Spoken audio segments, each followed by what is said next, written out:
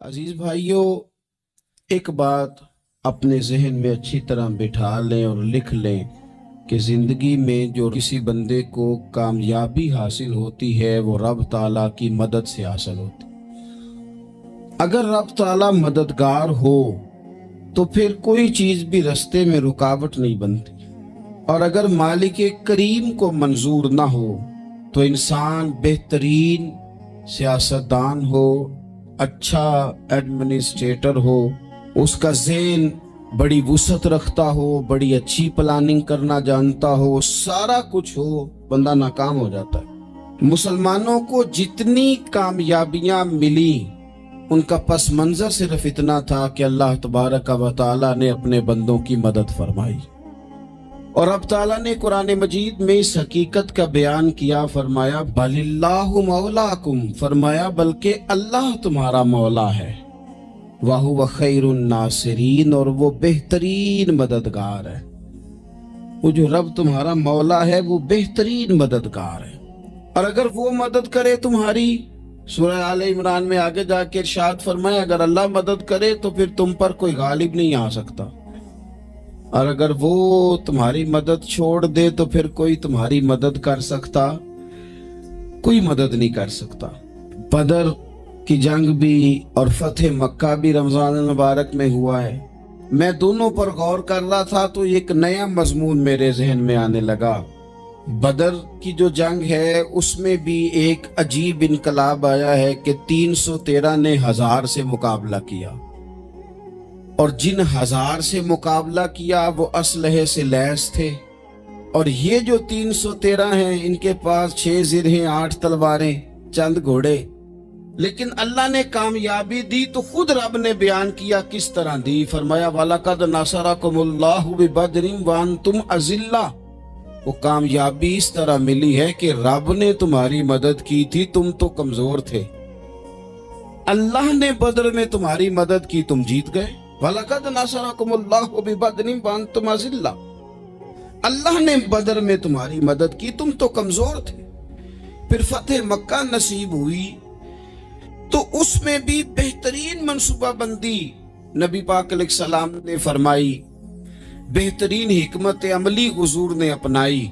लेकिन हमें जो अल्लाह रसूल ने बात समझाई वो क्या है, इज़ा जाअ नस्रुल्लाह वल फतह, फरमाया जब अल्लाह की मदद आई और फतह नसीब हो गई।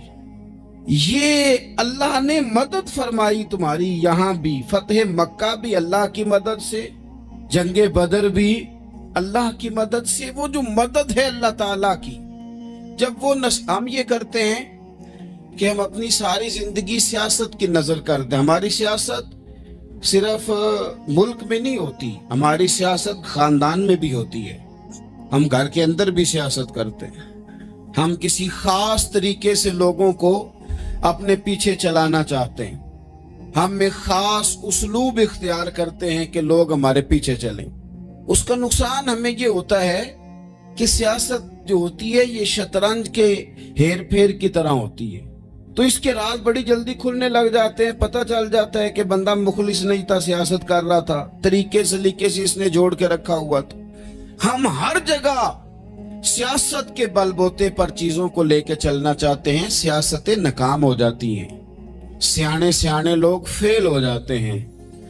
बचता सिर्फ वही है जिसके पीछे रब ताला की मदद शामिल हाल होती है। अपनी जिंदगी के अंदर हम जो कुछ भी कर रहे हैं, जिस शोबे से भी हमारा ताल्लुक है, आज हमने इस बात पे गौर करना है कि पहले तो ये गौर कर लें कि जो काम हम कर रहे हैं क्या वो काम ऐसा है कि उसमें अल्लाह की मदद हमें मिलेगी। अगर आप कोई माज़अल्लाह नाजायज काम कर रहे हैं, फेले हराम का इर्तिकाब कर रहे हैं, तो उसमें तो मदद इलाही आएगी नहीं। पहले तो ये देखें जो कर रहे हैं वो काम मदद इलाही वाला है, और अगर अल्लाह ताला की मदद वाला वो काम है फिर उस पर गौर करें कि क्या हमने मालिक से मदद का सवाल किया है, हमें मदद मुयस्सर आ रही है। वो मैंने बुजुर्गों से एक बात सुनी थी, वो बड़ी याद रह गई। वो फरमाया करते थे काबिलियत भी बड़ी चीज है लेकिन कबूलियत सबसे बड़ी चीज है। काबिल होना भी बड़ी बात है لیکن زیادہ بڑی بات یہ ہے کہ اس کی بارگاہ میں قبول بھی ہے کہ نہیں. اپنی زندگی میں اللہ کی مدد کی طرف بڑھیں، مالک کی مدد کا حصول اختیار کرنے کی کوشش کریں، اللہ کے ساتھ اپنے آپ کو جوڑے. اگر اللہ کی مدد نصیب ہو، یہ جو ہم جتنا ڈرتے رہتے ہیں، سہ میں رہتے ہیں، پریشان رہتے ہیں کوئی کیا کر دے گا، ہمارے ہاں نا ہر شعبے میں معاذ اللہ ایک مافیا ہے، الا ماشاء اللہ. وہ مافیا کہتا ہے میرے ساتھ ملو گے تو میں چلنے دوں گا، ورنہ میں نہیں چلنے دوں گا. مارکیٹ میں آ ہی نہیں سکتا فلانا بندہ، چونکہ یہاں ہمارا قبضہ ہے.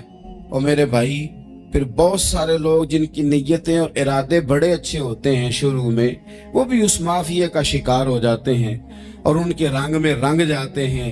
یاد رکھنا، کسی شخص کی بلیک میلنگ کا کبھی شکار نہ ہونا، کبھی کسی کی میٹھی اور مسجع مکفہ باتوں کا شکار نہ ہونا. کوئی کیا کر سکتا ہے اگر اللہ مددگار ہو تو؟ جس کو رب کریم اٹھانا چاہے اسے کوئی گرا سکتا ہے؟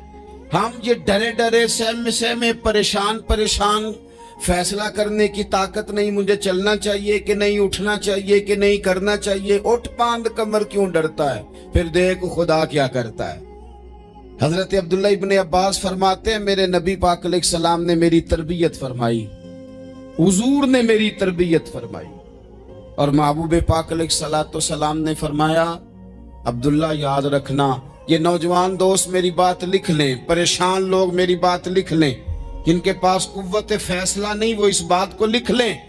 حضرت عبداللہ ابن عباس فرماتے ہیں میرے نبی پاک علیہ السلام نے مجھ سے فرمایا تھا عبداللہ سن، اگر ساری دنیا مل کے تیرا کوئی نفع کرنا چاہے، کر نہیں سکتی جب تک میرے رب کی رضا نہ ہو.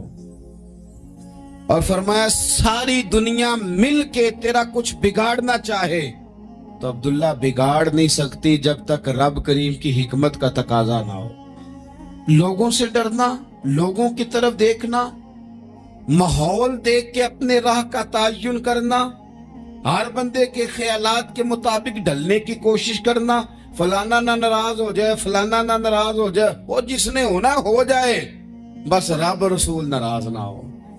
اپنی زندگی میں اپنے مالک کو مولا جان کے، بل اللہ مولاکم، اللہ تمہارا مولا ہے، وَهُوَ خَيْرُ النَّاصِرِينَ، وہ بہترین مددگار ہے. توجہ جب بھی کرے رب کی جانب کرے، اپنے دل کا قبلہ درست رکھیں، سوچوں کے زاویے سیدھے رکھیں. میرے بھائی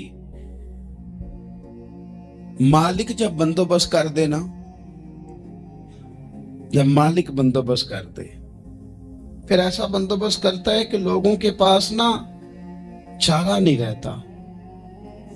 حضرت مریم رضی اللہ تعالی عنہا پاک باز تھی، مسجد میں رہی تھی، پر مالک کی حکمت کے تقاضے بڑے عجیب ہے نا. پھر جناب مریم کو اللہ تعالیٰ نے بغیر شوہر کے اولاد عطا کر دی.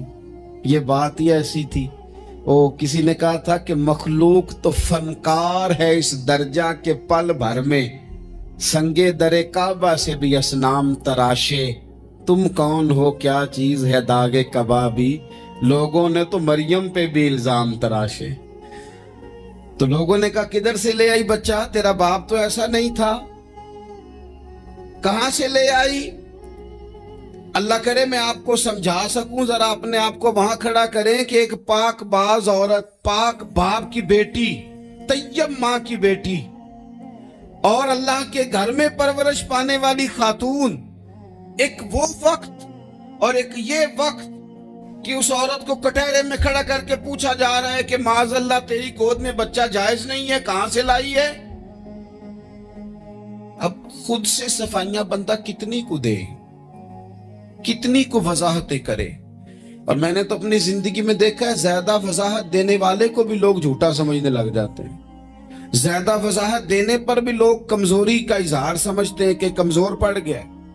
آپ صلح کی کوشش کرتے ہیں، سامنے والا بزدل سمجھ لیتا ہے.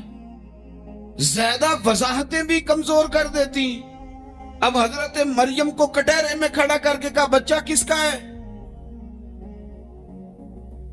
تو پھر خدا بندوبست جب کرے، اللہ جب مددگار ہو تو پھر حضرت مریم کی گواہی درختوں سے نہیں دلوائی، اس نے پتوں سے نہیں دلوائی، پھر فرشتے نہیں بھیجے۔ حضرت مریم کہنے لگی مجھ سے نہ پوچھو، وہ جو پنگوڑے میں ہے اسی سے پوچھ لو، ان سے پوچھو نا، وہ کون ہے پوچھ لو، ان سے کر لو سوال۔ انہوں نے کہا پنگوڑے میں چند دنوں کا بچہ یہ جواب دے گا؟ مددگار تھا رب، ان کی برات کا اعلان کرنا تھا مالک نے، اور جب مالک اعلان کر دے، جب مالک تیری صفائی دینا چاہے، جب مالک تجھے دنیا کے سامنے نکھارنا چاہے، تو پنگوڑے میں لیٹے حضرت عیسیٰ بول کے کہنے لگے انی عبداللہ آتانی الکتاب، فرمایا میں اللہ کا بندہ ہوں، رب نے مجھے کتاب عطا کر کے نبی بنا کے دنیا میں بھیجا ہے، میں اللہ کا بندہ ہوں، کتاب لے کے آیا ہوں، نبی بن کے آیا ہوں۔ پھر پنگوڑے سے اعلان ہو گیا، پھر بچہ بول پڑا، اور یہ ایک دفعہ نہیں بات ہوئی، یہ بنی اسرائیل میں ایک جریج نام کے شخص بھی تھے جو نماز پڑھ رہے تھے، بعض نے لکھا ہے نفل نماز تھی، اماں نے پکارا تو آئے نہیں، تو ماں کے منہ سے نکل گیا تو اتنی دیر تک مرے گا نہیں جب تک کسی بے حیا عورت کا منہ نہ دیکھ لے۔ تو وہ عبادت گزار تھے، لیکن لوگوں نے ان کی عبادت، ریاضت، پرہیزگاری کو نہیں دیکھا، بس ایک عورت کو بھیج کے الزام لگوا دیا۔ وہ عورت آیا جایا کرتی تھی، اب آ جاتی ہیں عورتیں، مسئلہ پوچھنے کی نیت سے بھی آ جاتی ہیں، ماحول میں کچھ جگہ ایسی بھی ہیں جہاں عورتیں دم کرانے کے بہانے آ جاتی ہیں۔ وہ خاتون آتی جاتی تھی، اس خانقاہ پہ، آستانے پہ، یہ بخاری میں موجود ہے، پھر اس نے کہا میری گود میں جو بچہ ہے یہ انہی کا ہے۔ مجھے بتائیں کیسے بندہ وضاحت دے؟ حالات خراب ہو گئے، لوگ کٹیا جلانے لگے، ماحول اور طرح کا بن گیا۔ میرے نبی پاک علیہ الصلوۃ والسلام فرماتے ہیں پھر اس رب کے بندے نے کہا مالک تو کریم ہے، تیری مشیت کا تقاضا آیا جو میری ماں نے جملے بولے تھے، پر اب میں وضاحت دینے کے قابل نہیں رہا، اب تو ہی کرم کرے گا تو دروازہ کھلے گا۔ تو وہ چند دنوں کا بچہ پنگوڑے میں بول کے کہنے لگا میں اس درویش کا نہیں، میں تو فلانے چرواہے کا بچہ ہوں، وہ جو بکریاں چراتا ہے۔ رب کی مدد کو پکاریں، اپنے ساتھ اپنے مالک کی مدد کو شامل کریں، تھوڑے رزق پر بھی گزارا اچھا ہونے لگ جائے گا۔ سارے لوگ آپ کو گرانے کی تدبیریں کر رہے ہوں گے اور مالک آپ کو عزتیں عطا فرما دے گا، اس کی بارگاہ سے حکمت کا تقاضا اور ہو جائے گا۔ ہم نے ساری زندگی لوگوں کو راضی کرنے میں گزار دی، ساری زندگی بڑھاپا آ گیا بچوں کو پالتے، اور بچوں نے آخری عمر میں کہہ دیا ابا اگر کوئی ڈھب کا کام کر لیتے تو آج ہمارے دن بھی پھر نہ جاتے۔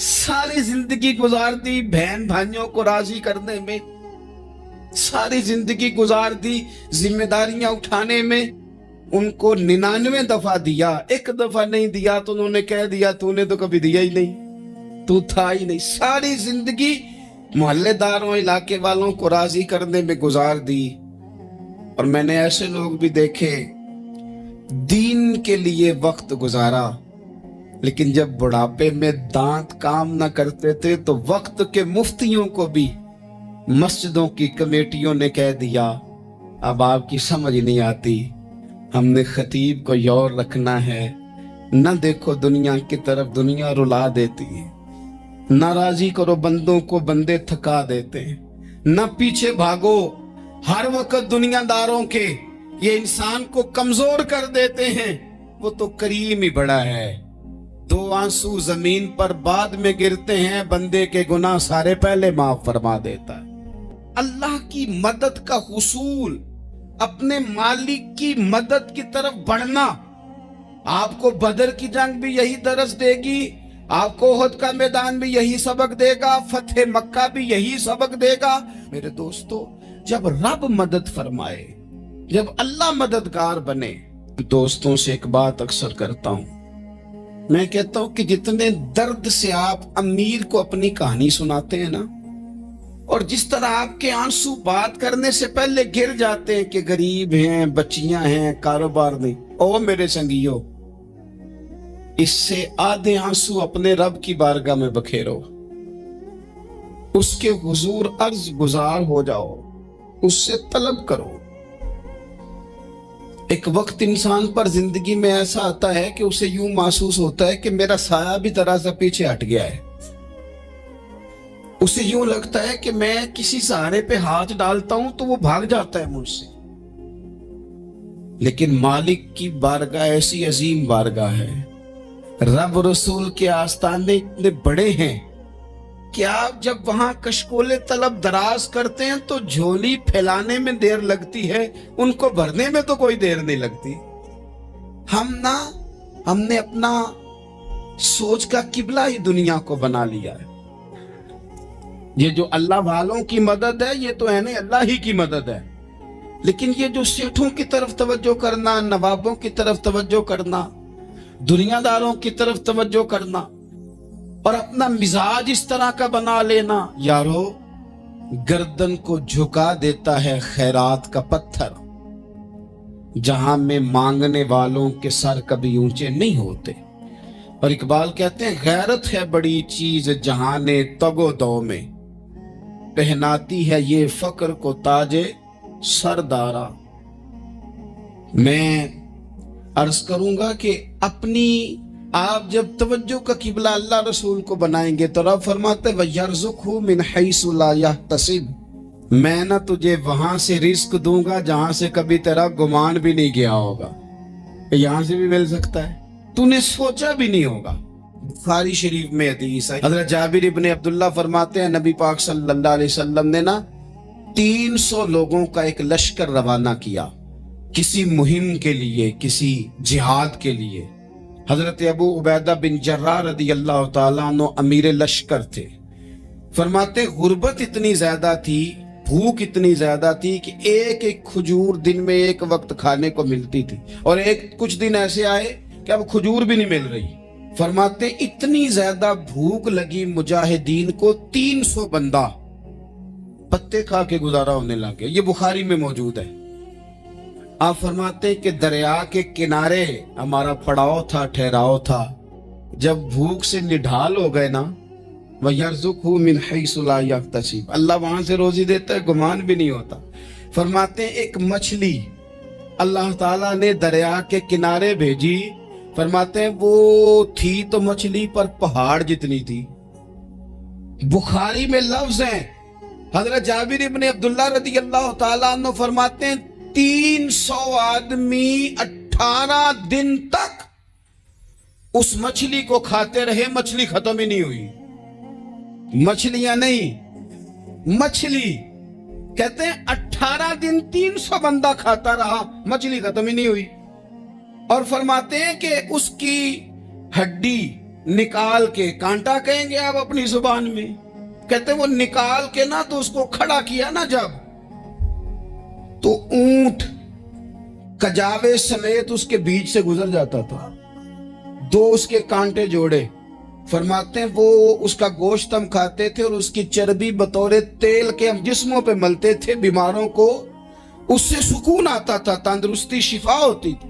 فرماتے ہیں ہم کھایا بھی ہم نے، اور کچھ لے کے ہم مدینے بھی گئے، اور قربان جائیں نبی پاک نے بھی اس میں سے کھایا۔ ہم نے عرض کی حضور یہ معاملہ کیا ہے، یہ ماجرا کیا ہے؟ تو محبوب نے فرمایا تمہارے پاس غذا نہیں تھی، رب نے تمہارے لیے بندوبست کیا ہے، اللہ نے تمہیں دیا ہے۔ مکان شروع کر لیا، ایک صاحب نے وہ مکان بنانے لگے، آپ وہ حساب لگا رہے ہیں، کہتے ہیں میرے پاس اتنے پیسے ہیں، اتنے میں نے فلانے دوست سے کہنا ہے اس نے دے دینے، اتنے فلانے رشتہ دار سے کہنا ہے اس نے دے دینے، اتنے فلانے سے کہنا ہے اس نے دے دینے۔ یہ ساری کاپی بنا کے مکان شروع کر لیا۔ جو روز کہتا تھا نا کوئی حکم ہویا تے دسی، سب سے پہلے اس کو کہا میاں پیسے چاہیے دن، وہ کہندا ہو کل ہی منڈا ٹوریا ہے، کدے تو پرسوں 10 تے لب جانے سن۔ میں آپ کو اپنے تجربے کی بات بتا رہا ہوں۔ جن لوگوں کا خیال ہوتا ہے نا کہ آپ سٹارٹ کریں فلانا کام، آپ کے ساتھ ہیں، اللہ کا ہی کوئی نظام ہے، وہ بالکل بھی نہیں ساتھ ہوتے۔ لیکن ایسا نہیں ہے کہ کوئی ساتھ نہیں ہوتا، اللہ تعالیٰ بڑے اسباب پیدا کرتا ہے، وہاں سے دیتا ہے جہاں سے گمان بھی۔ ہمارا یہ ذہن بن جاتا ہے ہم ساری اپنے حساب سے چلتے ہیں، اتنے رشتہ داروں سے اتنے، وہ کون آپ کے ساتھ چلے گا؟ سوال ہی نہیں پیدا ہوتا۔ یہ سارے کام چھوڑ کے سب سے پہلے 2 رکعتیں پڑھو، اپنے رب کی بارگاہ میں، رسول کائنات کی بارگاہ میں گزارشات اور استغاثے پیش کرو، وہاں سے خیر طلب کرو۔ دنیا دار کیا دیں گے؟ کیا دے سکتے ہیں؟ کیا حیثیت ہوتی ہے کسی؟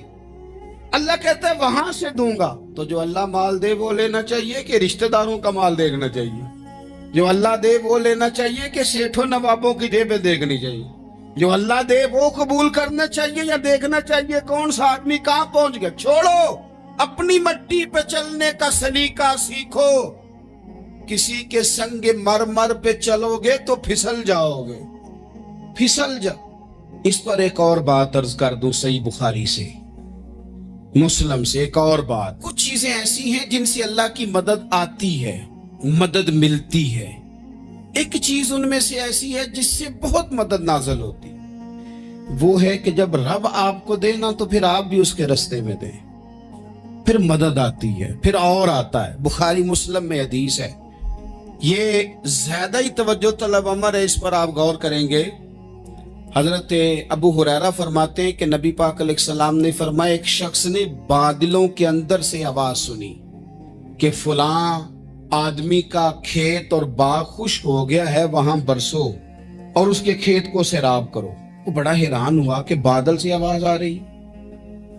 پھر اس نے دیکھا کہ ایک پہاڑی پر بارش ہوئی، وہ بادل وہاں برسا، پھر نالیوں سے ہوتا ہوا پانی ایک طرف چلا۔ تو جس نے آواز سنی تھی، حضور بیان کر رہے ہیں، وہ بھی پیچھے پیچھے چلا کہ پانی کدھر جا رہا ہے۔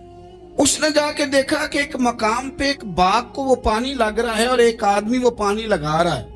اس نے اس سے پوچھا تیرا نام کیا ہے؟ اس نے کہا کیوں؟ کہنے لگا بتا نا۔ اس نے نام بتایا تو کہنے لگا یہی تو وہ نام ہے جو میں نے بادلوں کے اندر سے سنا ہے کہ فلاں کے کھیت کو پانی دے دو۔ اس نے کہا یار تو کیا عمل کرتا ہے کہ اسپیشل تیرے لیے بارش برسے؟ یہ بخاری پڑھ رہا ہوں، سیاستہ سے حدیث عرض کر رہا ہوں۔ اس سے پوچھا تو کیا کام کرتا ہے کہ جناب اللہ تبارک و تعالیٰ کا حکم کرم آیا کہ خاص تیرے لیے پانی برسے اور تیرے کھیت کو سیراب کرے؟ تو اس نے کہا چھوٹا ذمہ دار ہوں، پر جب فصل اگتی ہے تو 3 حصے کرتا ہوں، ایک حصہ اپنے بال بچوں پہ، بہن بھائیوں پہ خرچ کرتا ہوں، ایک حصہ پورا، اور ایک حصہ دوبارہ کاشتکاری پہ لگاتا ہوں، اور تیسرا حصہ خالص میں نے مسکینوں، یتیموں اور غریبوں کے لیے رکھا ہوا ہے۔ وہ جو تیسرا حصہ اللہ کرے آپ سمجھے، وہ رب کے بندوں پہ تیسرا حصہ خرچ کرتا ہے نا، تو کریم مالک نے فرمایا جہاں سے غریب کا حصہ جاتا ہے وہ کھیت خشک نہیں رہنا چاہیے، وہ جہاں سے مسکین روٹی کھاتے ہیں وہ خشک نہ رہے، جہاں سے یتیموں کو کچھ آتا ہے کہیں اس کی فصل رہ نہ جائے۔ میں اور آپ بھی اگر اپنے مال میں مسکینوں، یتیموں، غریبوں کے حصے رکھ لیں گے تو فصلیں خشک نہیں رہیں گی، ان کے اندر تازگی آئے گی، نور آئے گا، کرم آئے گا، خاص کر خدا کی رحمت برسے گی۔ مدد اللہ سے چاہیں، اپنی توجہات کا مرکز رب رسول کی ذات کو بنائیں، پھر آپ محسوس کریں گے کہ بڑی جلدی اللہ تعالیٰ کی مدد آنے لگی ہے۔ کبھی آپ صرف کہہ دیں نا میرا رب میرے ساتھ ہے، اس لفظ میں اتنی طاقت ہے کہ دشمن ویسے زہر ہو جاتا ہے۔ زندگی میں کسی سے بھی لڑائی ہو، اچھی طرح سوچ لیں کہ اللہ اس طرف ہے یا اس طرف ہے۔ اگر آپ زیادتی پہ ہیں تو پھر رب مظلوم کی جانب ہے۔ اگر اللہ کی مدد آپ کے ساتھ ہے تو دنیا کی کوئی طاقت آپ کو گرا نہیں سکتی، اور اگر آپ مظلوم کے مقابلے میں ظالم بن کے آپ کھڑے ہو گئے ہیں اور آپ نے رویہ وہ اختیار کیا ہے کہ جس میں مدد نہیں آئے گی، تو پھر یاد رکھ لیں کہ آپ کوئی بھی ہیں، کہاں بھی ہیں، آپ کمزور ہیں۔ طاقتور تھے ابتدائے اسلام میں، ظاہری طاقت تھی کفار مکہ کے پاس، وہ ڈنڈوں سے مارتے تھے غریبوں کو، ان کے ہاتھوں میں ڈنڈے تھے، پر خدائی طاقت ان مظلوموں کے ساتھ تھی۔ صاحب زرقانی نے لکھا ہے حضرت زنیرہ رضی اللہ تعالیٰ عنہ ایک لونڈی ہے، غریب ہے، ماڑے دا کی کام محمد نس جانا یا رونا، غریب سادی بی بی اور لونڈی کنیزہ، ایک مشرک کی کنیزہ تھی، انہوں نے کلمہ پڑھ لیا، وہ ڈنڈوں سے مارتا، دروں سے مارتا، تکلیف دیتا۔ حضرت زنیرہ رضی اللہ تعالیٰ عنہ کو اتنا مارا، اتنا مارا۔ اب آپ ایک اور پہلو پر بھی غور کریں، مار بھی پڑ رہی ہے پر خدا ادھر ہی ہے، اللہ کی مدد ادھر ہی ہے۔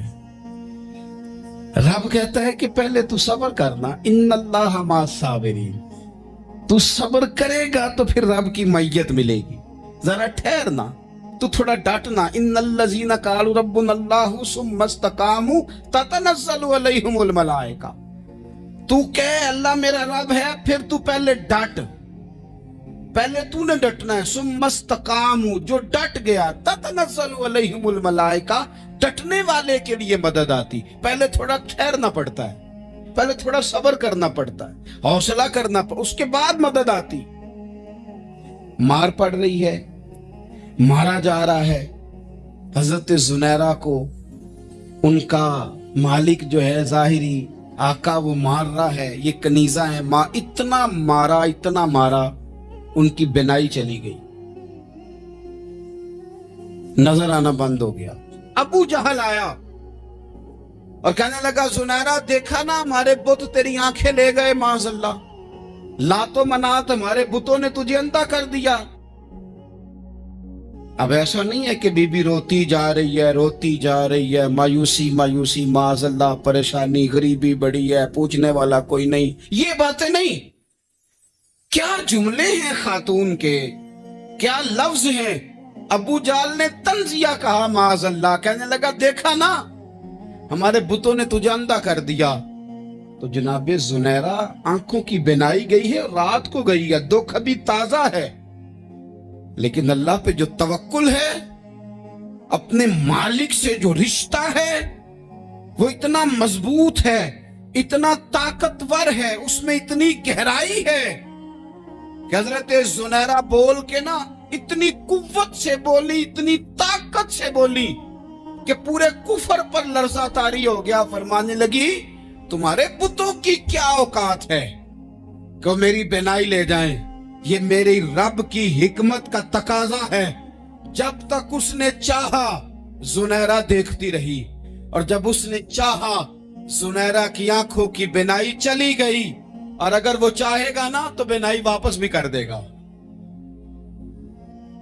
اگر ہو ذوق یقین پیدا تو کٹ جاتی ہیں زنجیریں، اگر وہ چاہے گا تو بینائی آ بھی جائے گی۔ حضرت زنیرہ نے رات کو یہ لفظ کہے، ابو جہل اور سارے کفار ڈر کے سن کے چلے گئے۔ آپ اطمینان سے آ کے بستر پہ سوئی، جب سویرے اٹھی تو اللہ نے آنکھوں کی روشنی واپس کر دی تھی۔ آنکھوں کی اب چھڑی پکڑی ہے، بازاروں میں گھومتی ہے، کہتی ہیں بلاؤ کدھر ہے تمہارے لات و منات، دیکھو میرے رب نے روشنی واپس کر دی۔ آ کر میرے ساتھ ادھر آ، ستمگر ہنر آزمائے، تو تیر آزما ہم جگر آزمائے۔ بیمار لوگوں یاد رکھو، کہہ دیا ڈاکٹر نے کہ تو بڑا بیمار ہے، تو بڑا کمزور ہے، یہ ہو گیا وہ ہو گیا، تو ڈاکٹر اپنے علم کے مطابق بات کر رہا ہے، ہوگا تو وہ جو میرا رب چاہے گا۔ کمزور ہو جانا، پریشان ہو جانا، تکلیف میں آ جانا، پتہ نہیں بات ہو گئی ہے تو جانے کیا ہو جائے گا۔ اپنی زندگی کے اندر اپنے رب سے رشتہ مضبوط کریں، رسول کائنات سے رشتہ مضبوط کریں، اللہ والوں سے رشتہ مضبوط کریں۔ حضرت زنیرہ نے پیغام دیا کہ زندگی میں جو جینا چاہتے ہیں تو وہ رب کا نام لے کے جی سکتے ہیں، جو اپنی زندگی میں خوشیاں دیکھنا چاہتے ہیں تو رسول اللہ کے نام پر خوشیاں دیکھی جا سکتی ہیں۔ توکل کی بنیاد پر بندہ خوشیاں لے سکتا ہے، اور اگر انسان میں توکل نہیں ہے تو پھر وہ اس کالے جادو سے بھی ڈر رہا ہے، وہ نیلے سے بھی ڈر رہا ہے، وہ پیلے سے بھی ڈر رہا ہے، وہ فلانے سے بھی ڈر رہا ہے، وہ میرے خلاف فلانا رشتہ دار سازش کر رہا ہے تو ڈر رہا ہے، فلانا میرے بارے میں یہ کر رہا ہے تو ڈر رہا ہے، وہ پتہ نہیں دنیا ادھر ہو جائے گی تو کیا ہو جائے گا، اٹھ باندھ کمر کیوں ڈرتا ہے۔ फिर देख खुदा क्या करता है। तो इस सारी गुफ्तगू का निचोड़ आपको ये अर्ज किया है। सबसे पहले तो ये कि मैदानों में मदद भी अल्लाह की, रिस्क में मदद भी अल्लाह की, फसलें खुश्क हों तो मदद फिर भी अल्लाह करे, तो फिर सारी मदद, और अगर इंसान बीमार हो तो फिर भी मदद अल्लाह की। तो अपने अल्लाह की जानिब तवज्जो को बढ़ाएं, आप अल्लाह से मदद के सवाली बने। तिरमिजी की एक हदीस है, मैं आपको जिंदगी का तजर्बा बताता हूं कि जब मैं बड़ा परेशान होता हूं तो ये वाली रवायत खोल लेता हूं, मजा देती है। मेरे नबी पाक अलैहिस्सलाम ने फरमाया, अपने दुख सेठों नवाबों को ना कहना, मालदारों का ना कहना, वरना अल्लाह तुम्हें कभी गनी नहीं करेगा। फरमाया, अपने दुख अपने रब की बारगाह में अर्ज करना, जल्दी करे या देर से करे, अल्लाह तुम्हें लोगों से बेनियाज कर देगा, अल्लाह तुम्हें गनी कर देगा। रात को बैठो ना उसकी बारगाह, उसे दुखड़े सुनाओ, छोटी छोटी बातें। हुजूर ने फरमाया, नमक भी मांगो तो रब से मांगो।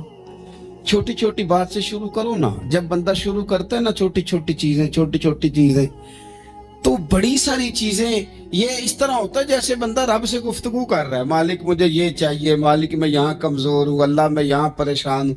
आप ये करके तो देखें, लंबी लंबी दुआएं मांग के तो देखें, उसके हुजूर जुड़ के तो देखें, आप देखेंगे राहत कितनी है, सुकून कितना है।